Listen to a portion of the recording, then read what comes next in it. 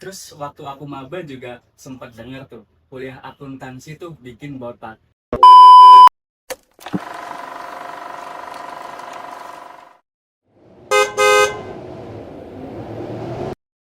Halo penumpang taksi, welcome to Taksi Semar episode 34.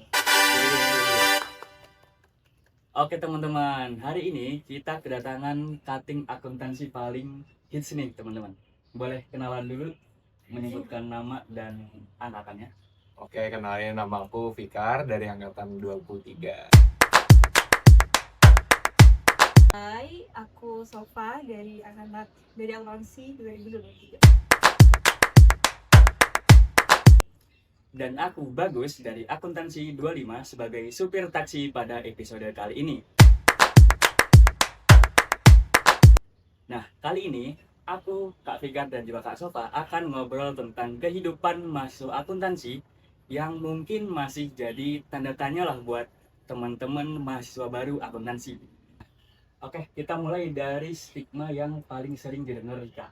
Kan banyak tuh yang bilang kalau kuliah akuntansi itu isinya cuma angka, cuman berkutat di debit sama kredit, dan ya siap-siap pusing tiap hari lah. Terus waktu aku maba juga sempat dengar tuh, kuliah akuntansi tuh bikin botak. Nah, kalau menurut kakak nih, realitanya tuh seserem itu apa enggak sih?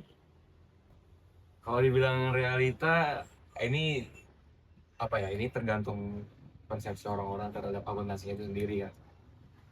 Ya kayak emang kita di awal tuh kayak denger persepsi ini. Cuman kayak pas kita udah terjun ke dalam kan kita punya persepsi sendiri gitu. Nah itu ya tergantung kalian memandangnya gimana.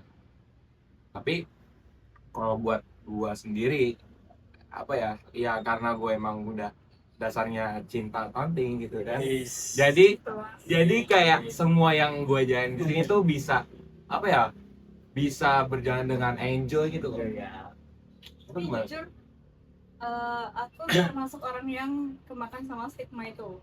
Karena aku fun fact, dulunya itu dari saintek. Jadi linjur ke akuntansi, itu pun ada angkanya. Karena pas SMA aku merasa aku suka menghitung gitu.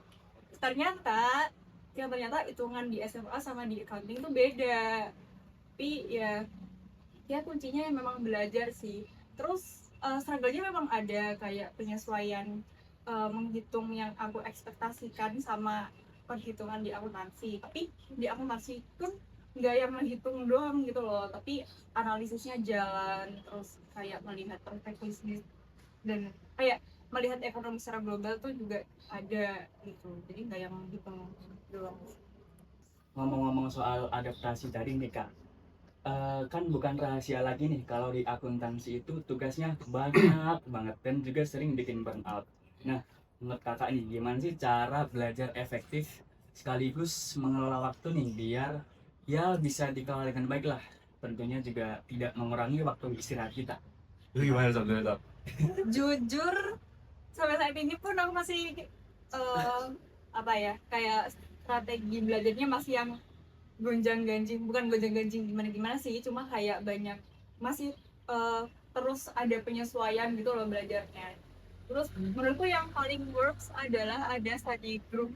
Jadi buat kalian para maba, teman-teman semuanya, kalau bisa sama teman-teman tuh nggak yang main-main doang gitu loh, tapi belajarnya juga ada. Karena eh, apa ya, kayak kita belajar sambil jelasin, sambil dengerin penjelasan dari temen tuh juga sangat works.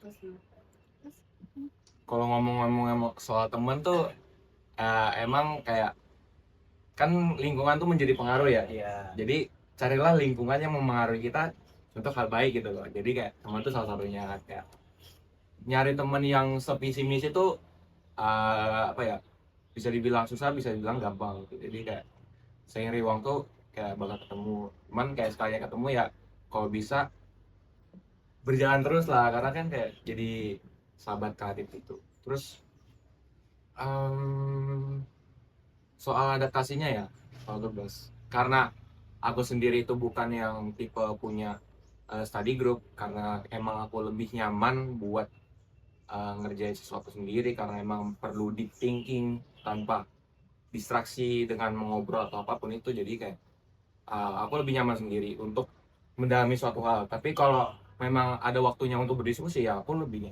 maksudnya tetap bisa untuk berdiskusi gitu. Ya menyesuaikan lah ya. Heeh. Terus aku dulu sempat ada prinsip kalau aku nggak akan keluar kelas sebelum aku paham semua materinya. Jadi kayak waktu buat aku memahami dari awal tuh udah ada di kelas, jadi waktu istirahatku nggak kurang gitu.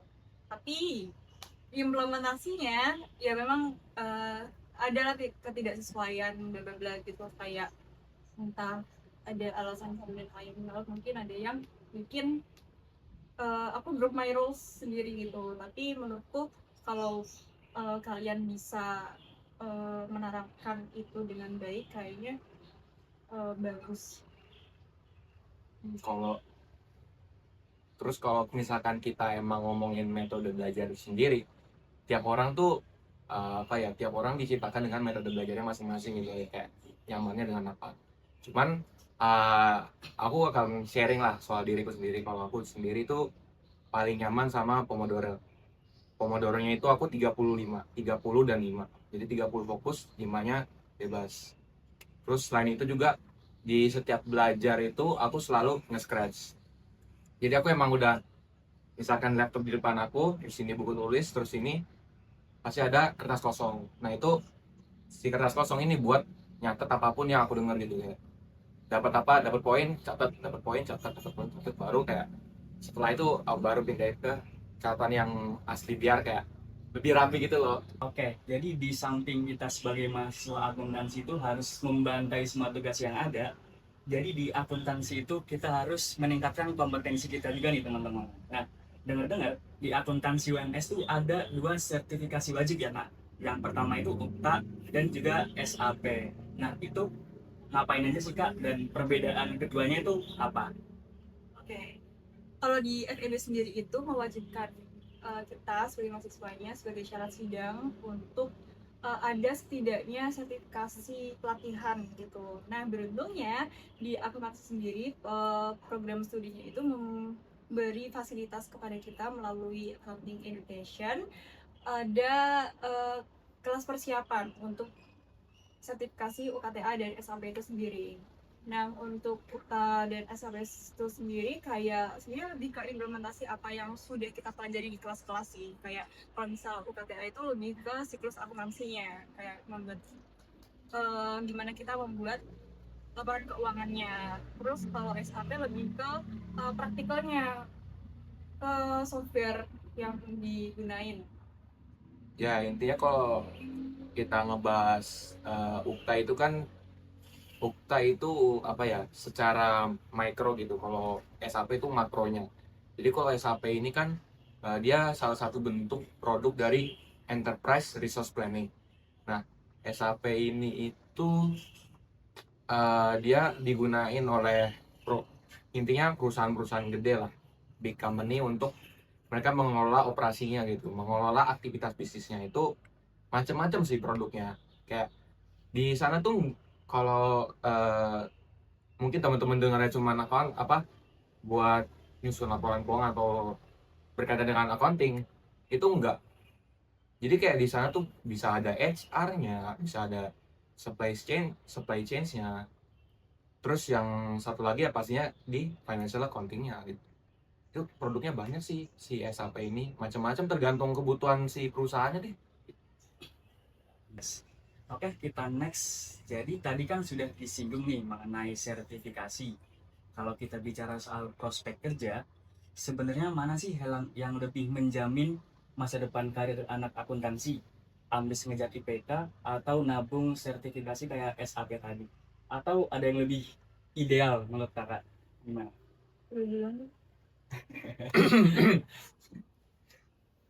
Eh, Kalau kita bicara soal prospek kerja yang baik, kita perlu apa aja? Kayaknya kita perlu menggabungkan semuanya teman-teman. Kayaknya nggak bisa milih ya. Iya, ya kita perlu jadi palu gadanya gitu loh. Kalau dari perspektif gue sendiri itu sebenarnya kayak tadi masih sama, menyeimbangkan. Lebih ke apa ya, janganlah kayak jangan kita fokus ke IPK doang sampai yang lainnya luput gitu. Kayak kan di luar kayak misalkan prestasi akademik kayak IPK itu kan kalian bisa dapat banyak kesempatan lain di kuliah. Contoh, let's say kalian organisasi, oke, itu penting tuh. Terus selain itu misalkan lomba banyak, apalagi yang berkaitan dengan akuntansi, ya financing lah, itu banyak, ada business case, ada business plan, sama ada equity research gitu gitu. Terus selain itu ada magang juga yang nggak boleh dilupakan tuh, karena kan itu kayak implementasi dari ilmu-ilmu yang udah dipelajarin. Terus selain itu ya tadi sertifikasi yang udah kita bahas sebelumnya, yang tentunya itu tuh kayak menjadi apa ya, kalau sertifikasi tuh eh salah satu jaminan lah untuk atas ilmu yang telah kita pelajari gitu. Sampai ke pertanyaan terakhir nih Kak. Kalau misal kakak bisa balik zaman maba nih, kira-kira pesan apa sih yang mau disampaikan ke diri sendiri? Mulai dari Kak Fia dulu ya, boleh. Sedih ya. Enggak, lebih apa ya, kalau buat maba lebih curious aja sih, lebih kayak penasaran sama apa yang ada di univ kalian itu loh. Kayak kayak apa ya, kayak yang program-program tadi tuh, itu tuh kadang sosialisasinya belum tentu sampai ke kalian secara langsung gitu. Jadi kalian kayak emang pada dasarnya kalian harus yang ngejemput bola gitu. Ya sama aja kayak kalian apa, belajarnya kalian jemput ilmu, ya kalau yang ini jemput ilmu dalam konteks lain gitu. Terus selain itu lebih ke apa ya, ini sebenarnya agak apa, bukan agak sih, ini terkait sama plan awal kalian. Jadi kayak dari awal tuh kalian udah apa ya, misalkan masuk prodi akuntansi nih, kalian kan cabangnya akuntansi itu nanti let's say yang paling major itu ada 3, itu kan ada audit, ada pajak, sama ada FAT, financial accounting gitu. Nah nanti kayak kalian tuh dari awal udah ya udah tahu kalian arahnya kemana gitu. Nah itu sangat ngebantu kalian buat misalkan ngedalamin materi-materi yang ada di kuliahnya nanti. Maksudnya kayak kalian punya fokus gitu loh, jadi nggak semuanya dipelajarin. Karena kalau kalian pelajarin semuanya, jujur kayaknya bakalan gitu. Jadi kayak kalian pilih, lebih ke kalian pilih hal mana atau hal apa yang paling kalian, let's say, bisa kalian sukai, bisa yang kalian apa ya, bisa yang kalian paling mahir atau kayak punya bakat di sini. Nah itu. Aku buat maba. Tapi ini tadi pertanyaannya kalau bisa ngomong ke diriku Iya. sendiri pas maba ya. Sok.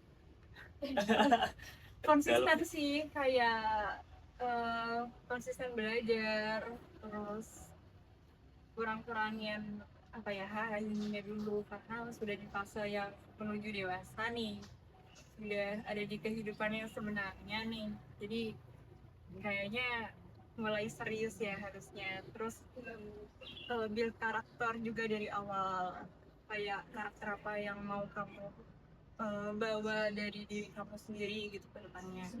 Terus bersosialisasi sih, kayak bergaul, kayak making connection. Ya, karena koneksi itu penting.